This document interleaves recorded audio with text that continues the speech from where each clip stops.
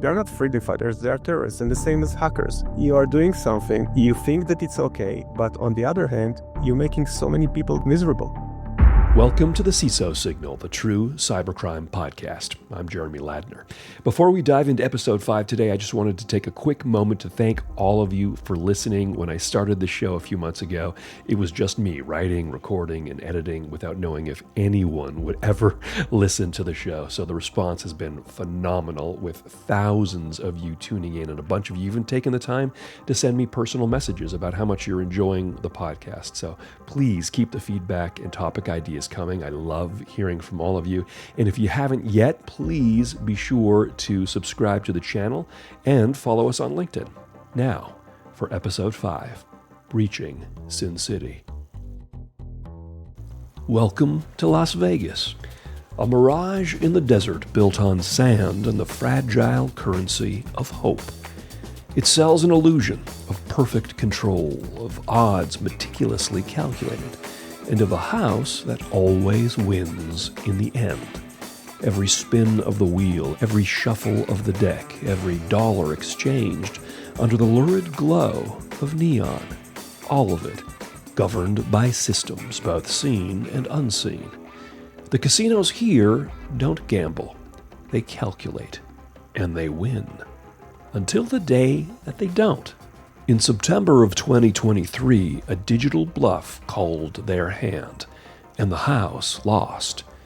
This wasn't an attack of code and malware, but a siege of whispers and misplaced trust. The perpetrators didn't break down the doors. They used a phone call and an unsuspecting employee to open them. Joining us on this investigation is our seasoned CISO co-host, Paz Schwartz, CEO of Persist Security and a veteran of cyber defense. Paz, welcome to the podcast. Can you tell us a little bit about yourself? I'm 25 years experience with IT and cybersecurity, both defensive and offensive. I don't think there is a system that I never touched or see or tried to find what's make it tick or what's make it run. So this is me. Excellent. Good to have you with us. Now, it's time to roll the dice and begin the investigation. We are in the midst of a ceaseless war. Not of bombs or bullets, but of breaches, firewalls, and silent incursions. The targets, our borders, our banks, our commerce, and the critical infrastructure that underpins a free civilization. The enemy is cloaked in code, fueled by greed, glory, and a desire for chaos. This is the story of the unseen protectors, the nameless generals, the CISOs, Chief Information Security Officers. They are the guardians at the gate, the watchers on the wall, ever vigilant and always listening for the CISO signal.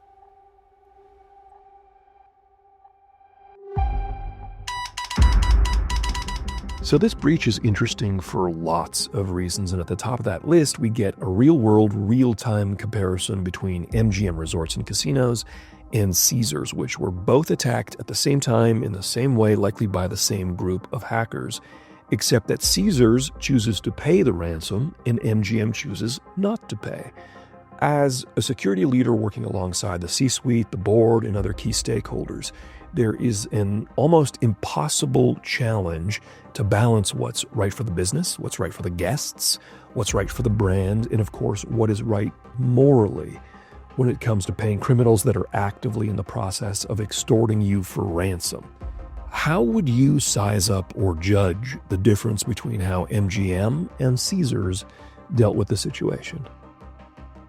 I don't think that you can judge them, even though that if you will ask me as a person, I will never pay the ransom, because I always think that if you prove once that you are paying, they will try again. On the other hand, I'm putting myself on the same shoes as the Caesars hotel manager or hotel CEO. When you have, 2,000 guests that cannot do anything, you need to think for them. And if this will be the easy fix, maybe it took the right call to do the easy fix and to make sure that the guests will be happy. And then let's go and deep dive into security, see what we can fix, how we can improve our systems. Act 1. The call that killed the lights. The MGM empire stood as a monument to modern opulence and technical precision, an intricate digital nervous system humming beneath the din of jackpots and cocktail trays. Reservation engines, identity providers, surveillance AI, slot machine telemetry, even the keycard access, all of it interwoven and all of it fortified. But on a quiet Sunday in early September of 2023, that machine stuttered, and the trigger just a simple voice. It began as so many intrusions do, not with a technical breach, but a social one.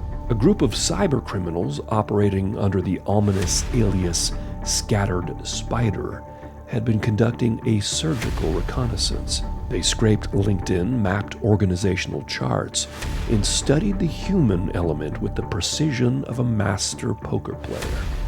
They were preparing a hand not of code, but of confidence. When the time came, the voice on the other end of the line was calm and impossibly assured.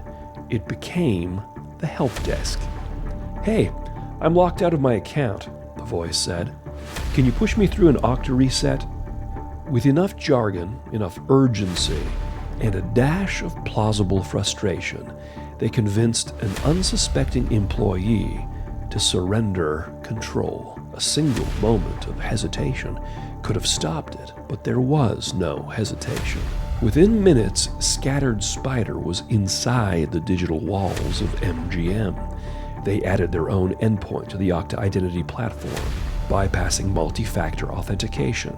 From that single foothold, their lateral movement was surgical, swift, and silent. They accessed internal systems that controlled digital hotel locks, payment processors, and a critical back-end infrastructure. According to external researchers, they leveraged privileged access within Azure AD and vSphere environments. In short, they knew exactly where to go and how to blend in. What followed wasn't noise, it was a suffocating silence. Slot machines went dark, guests couldn't check in, room keys deactivated, restaurant systems froze. The sprawling MGM empire ground to a halt, as if a massive circuit breaker for the entire Las Vegas Strip had been flipped. The company initiated incident response protocols, but the blast radius expanded with devastating speed. Outages persisted, physical systems required manual overrides. Hotel staff returned to pen and paper, while guests wandered lobbies in analog confusion. And behind the curtain, investigators realized this wasn't a one-off intrusion. It was a full-scale hostage crisis. Soon a ransom demand surfaced. The amount was substantial, though undisclosed. MGM refused to pay. Their decision triggered both admiration and agony. By resisting the ransom, they also prolonged the pain. Recovery became a months-long grind. Critical systems had to be painstakingly rebuilt, not just restored. Customers vented, revenue evaporated, and the company projected losses exceeding $100 million.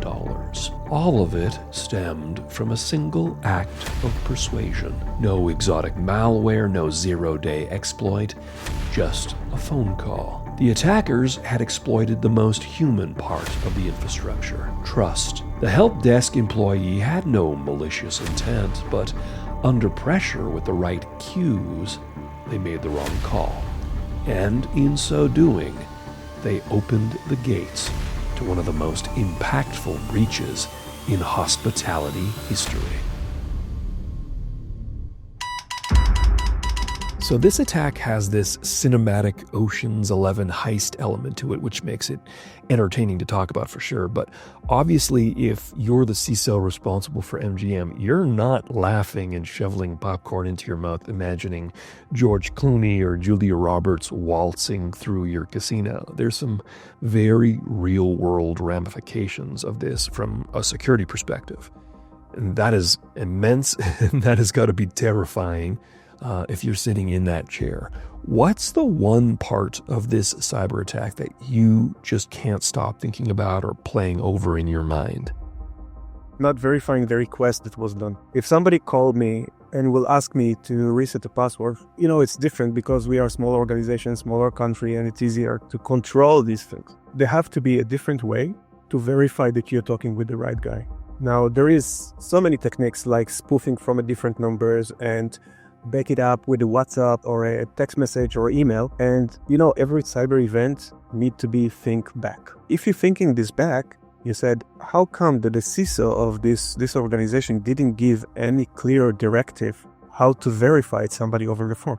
If you assume that you're talking with somebody, you need to make sure that you're talking with the right guy. So if you're calling me and say, listen, guy, I'm talking from the IT, I have this problem, blah, blah, blah, I need you to raise some... Sorry, who you are, where are you calling from? And all this standard verification is the problem itself because it's all information that is available outside. You can find it in LinkedIn, you can find it in any OSINT trip that you take. You can find who is reporting to, what is his phone number, where he's live, where is office. And this is something that reduce the level of stress when you're calling to the victim because you think that you know him. This is one of the things that the CISO was supposed to know, that this is public information. You can find it all over the place. You need to have a different mechanism how you verify that you're talking with the right person. So it seems to be more and more common in high-profile cyber attacks that hackers try to cloak their crimes in some sort of noble Robin Hood type of claim, like the casinos are not playing fair, so we as the great global citizens that we are going to rob from the rich to teach them a lesson. And they are the evil capitalists, and we are the activists fighting the good fight. What's your take on that? Come on, they are hackers. And if there is one thing that I learned in my years of experience in this world, hackers don't have a conscience. They don't really have a conscience. If they have a conscience, they will never do this. Because you cannot say, okay, we done it because of the MGM corporate and the casinos and the stocks and whatever. But eventually they're hurting the old lady on the wheelchair that's trying to get into the room because she needs their medicine. So you cannot manipulate this like this. It's like saying on terrorists that they are freedom fighters. They are not freedom fighters, they are terrorists, and the same as hackers. You are doing something, you think that it's okay, but on the other hand, you're making so many people miserable. Act 2. The Gamble. Welcome to the inner sanctum of the breach, the smoke-filled back room where reputations were wagered and a digital empire was rolled by the faceless, voice-cloned ghosts of Scattered Spider. In the weeks before the attack, MGM's cybersecurity posture was a fortress of silicone and code. Firewalls stood sentry, endpoint protection hummed like a low-frequency choir. SIEM dashboards glowed like neon prophets predicting everything but what mattered most. The illusion of control was almost perfect. And yet, what unraveled them was not a sophisticated zero-day. It was something older, simpler, more human. It was misplaced trust, abused, manipulated, and imitated. It began with a phone call, or perhaps several. The precise number remains uncertain, shrouded in NDAs and the silence of legal documents.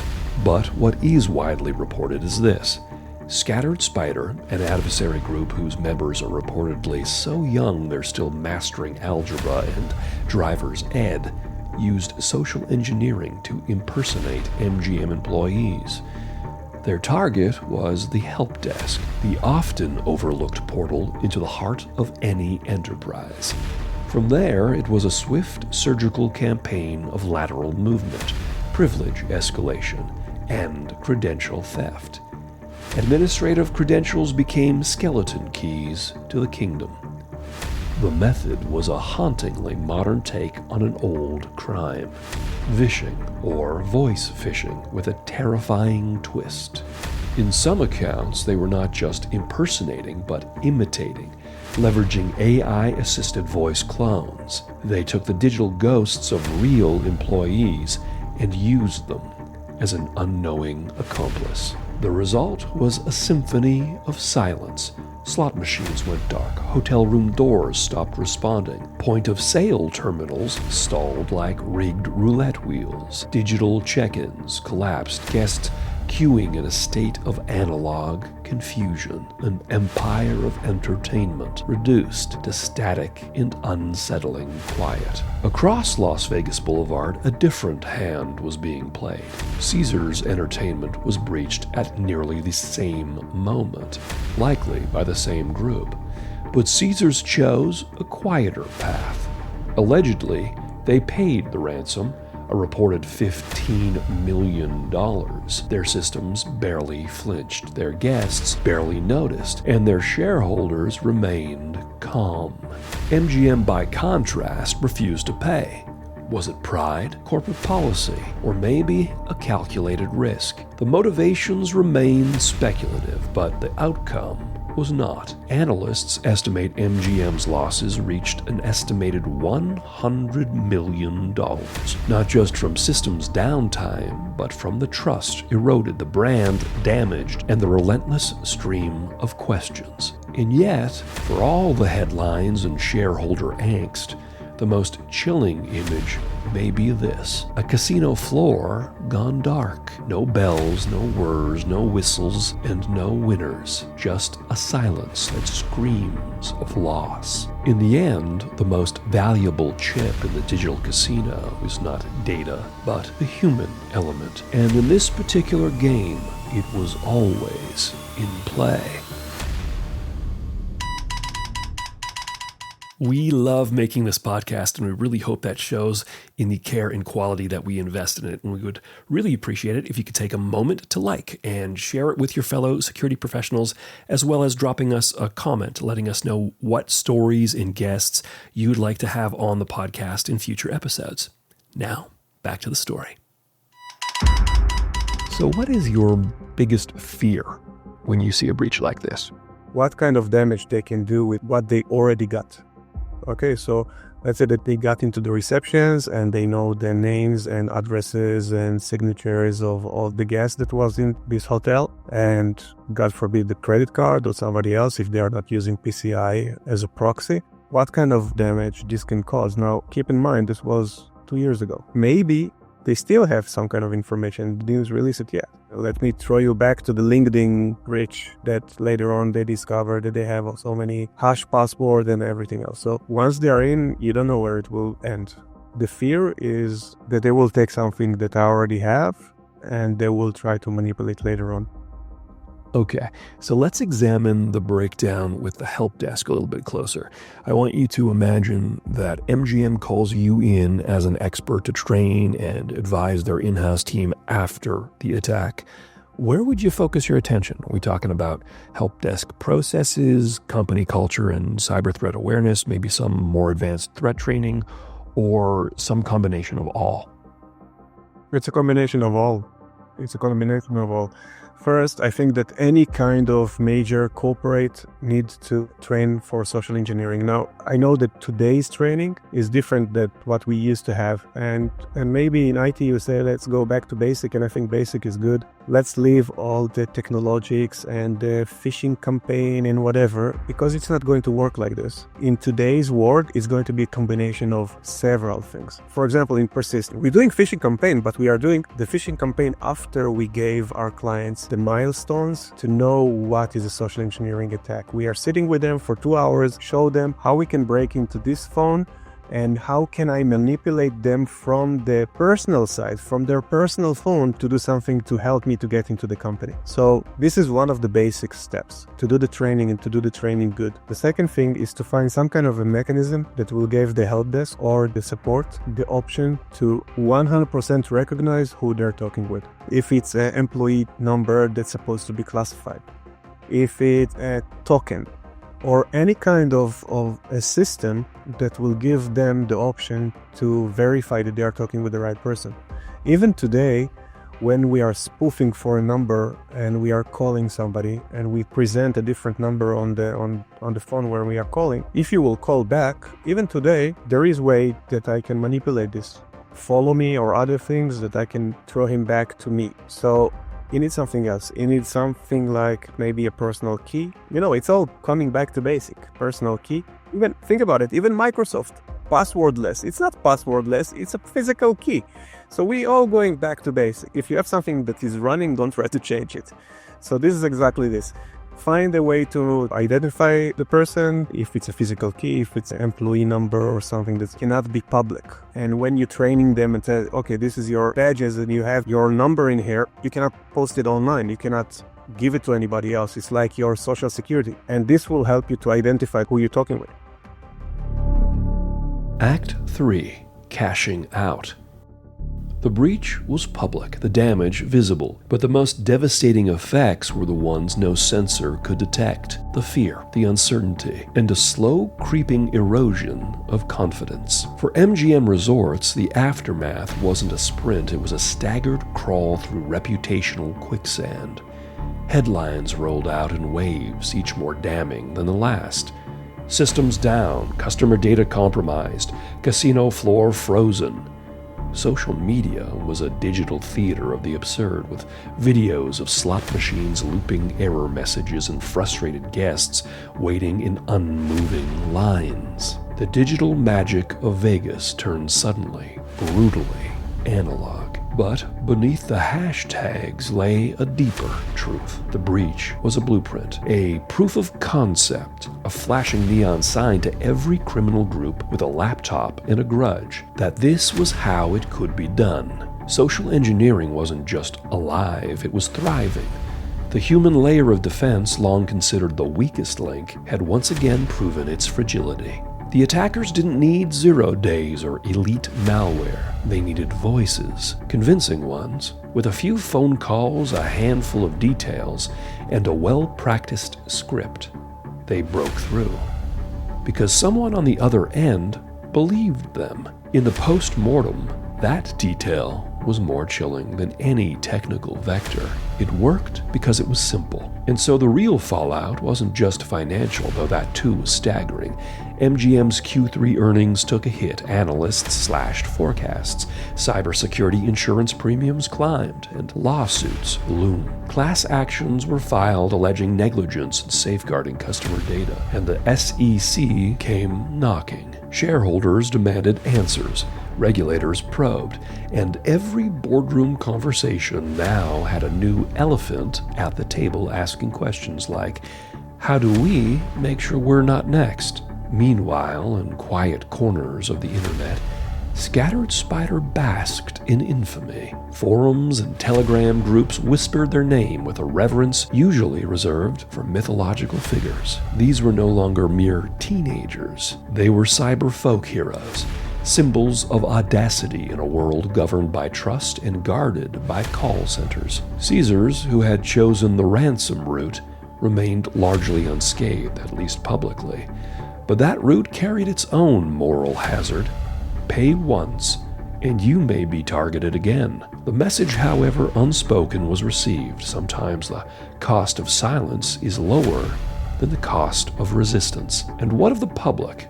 They watched from their phones, unsure where to place their anger. At the hackers, at the corporations, or perhaps at the creeping realization that no system, no matter how sophisticated, is truly safe.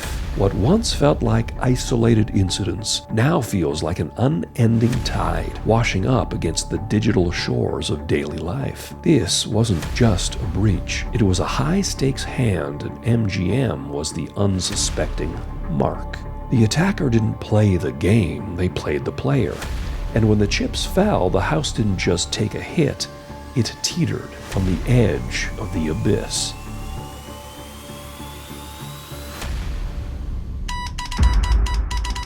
Okay, let's stick with the help desk for a second here. Do you think that most organizations are still underestimating the level of potential threat that their help desk represents? Yes, it's like a supply chain attack. You know, I saw a graph about the person that is more, let's say, they have more chance that somebody will do social engineering on them in a corporation. And this would start with the CEO, then the finance, and then the IT. And if you think about it, the CEO is because he's taking the decision and he can say what to do. The finance, they're holding the money and the key to the money. And the IT, they're holding the key to everything. This is why they are the most targeted people in organization when it's social engineering. So the CISO supposed to know this and to make sure that he will give the right training to them. It's not have to be, by the way, spoofing or phishing. It could be a deep fake in a video call. Give them the tools to make sure that they can confront it. Do you remember the moment you first heard about the MGM breach? What was your initial reaction or takeaway as a CISO? If there is a doubt, there is no doubt. And this is something that I was sitting and thinking, how come it was so easy to go over the security mechanism that they put? And how come they didn't think about if somebody will try to impersonate to somebody else? I even remember back then when I was leading ITs and we have a contractor or something else. This is pre-two-factor authentication, pre-MFA and these kind of things. I always had a certain password between the company that I work and the vendor that I'm working with that nobody will try to impersonate to somebody else. And I was amazed how big effect they had. Let's say that they already hack MGM, okay? They will try to go to the finance, they will try to go to the file server, but they didn't. They stopped the operation of this hotel, this resort. And it's all because one stupid phone call. Nobody even checked what this guy wants and why he's calling and think about maybe let me call him back. Let me try to call to the IT support from the number that I know. And we as a company, even in Persist, we are expert in social engineering. And there is so many ways. This can be by a phishing or a phone call or a text messages or anything else. And most of the time it's even combines several different tactics. So I will call and then I will text or I will WhatsApp somebody else. But the major rule is always, if you have a doubt, call them back. If you're getting this in a text message, close the text message, open the app or call the person. And as we're going downstreams, it's going more and more difficult because today we have AI and we have deepfake and we have other things. So it's very, very challenging. Paz, thank you so much for the conversation. I really appreciate it. It was great talking to you. Thank you so much. And now our conclusion: winners and losers. When a city built on deception falls for a lie, the irony writes itself. But the truth behind the MGM breach isn't poetic, it's procedural, because breaches rarely begin with alarms. They don't announce themselves with blinking red lights or cinematic break-ins. They start quietly, with overlooked policies, with rushed training, with a culture that trusts too much too quickly. And when the con lands, what matters most isn't what you've built, but how you behave. MGM responded with urgency. They isolated systems, called in experts, and owned their failure in public view.